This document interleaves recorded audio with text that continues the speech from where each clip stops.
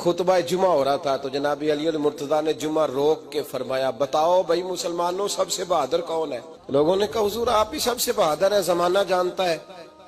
تو جناب علی رو پڑے، فرمانے لگے نہیں میں تمہیں بتاتا ہوں بہادر کون ہے۔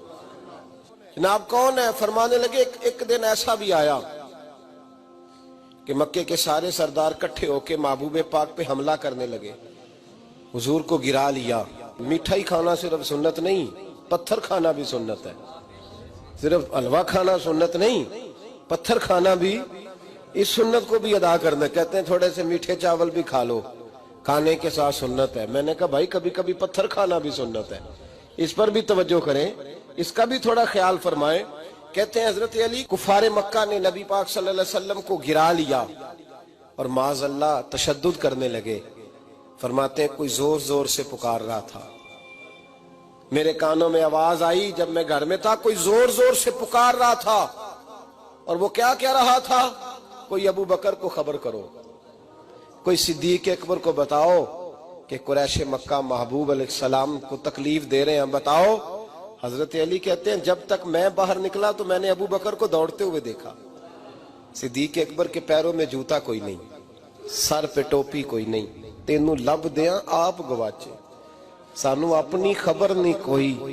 کہتے ہیں بھاگتے جا رہے ہیں، اور پھر جب صدیق اکبر پہنچے تو میں دوڑا آ رہا تھا اور منظر دیکھ بھی رہا تھا کہ ابو بکر صدیق نے ایک کافر کو ادھر پھینکا، دوسرے کو ادھر پھینکا، تیسرے کو ادھر، اور ساتھ ساتھ فرماتے جا رہے ہیں ظالموں اسے مارتے ہو جو تمہیں جنت کا راستہ دکھاتا ہے، ظالموں ان پر تشدد کرتے ہو جو تمہیں جہنم سے بچاتے ہیں، جو تمہیں اللہ کا قرب دیتے ہیں، جو تمہیں دنیا کی آزمائشوں سے بچانے آئے۔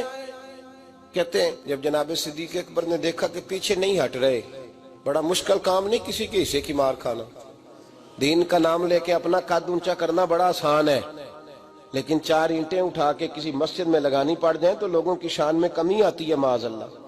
جناب ابو بکر صدیق رضی اللہ تعالیٰ عنہ حضور کے اوپر لیٹ گئے، اور مولا علی فرماتے ہیں نبی پاک کے حصے کی ساری مار ابو بکر صدیق نے کھائی، اور اتنی مار کھائی کہ بے ہوش ہو گئے۔ ان کے قبیلے کے لوگ آئے، اٹھایا، اور قبیلے کے ایک شخص نے کہا قریش مکہ یاد رکھنا اگر ابو بکر کو کچھ ہوا تو تمہیں بدلہ دینا پڑے گا۔ لے گئے۔ ان کی اماں کہتی ہیں ساری رات میں اپنے بیٹے کے زخم دھوتی رہی اور میں روتی رہی، ساری رات میں پٹیاں کرتی رہی اور میں پریشان رہی۔ برادری ساری کٹھی تھی کہ ابو بکر کو ہوش آئے اور وہ بتائیں کون کون شامل تھا تو ہم بدلے کی کوشش کریں۔ والدہ کہتی ہیں میرے دل میں خیال تھا کہ ابو بکر تو جب بھی اٹھے گا پہلا نام محمد عربی کا لے گا صلی اللہ علیہ وسلم، تو یہ تو ناراض ہو جائیں گے۔ کہتی خیال تھا کہ تھوڑی دیر کے لیے اپنے محبوب کا نام کبھی معاذ اللہ نہ لیں، برادری کٹھی ہے، میرے دل میں خیال تھا، لیکن کہتے ہیں وہی ہوا۔ حضرت سیدنا ابو بکر صدیق کی آنکھ کھلی، کہا حضور کا پتہ بتاؤ۔ اماں کہتی ہیں میں نے کان میں کہا ابو بکر ذرا ٹھہر جا، برادری ساری کٹھی ہے، تو حضور کا نام لے گا تو چلے جائیں گے۔ تو کہتے ہیں ابو بکر اٹھ کے بیٹھ گئے، کہنے لگے جس نے بیٹھنا ہے بیٹھے، جس نے جانا ہے جائے، مجھے برادری کی ضرورت نہیں، مدینے والے محبوب کی ضرورت ہے۔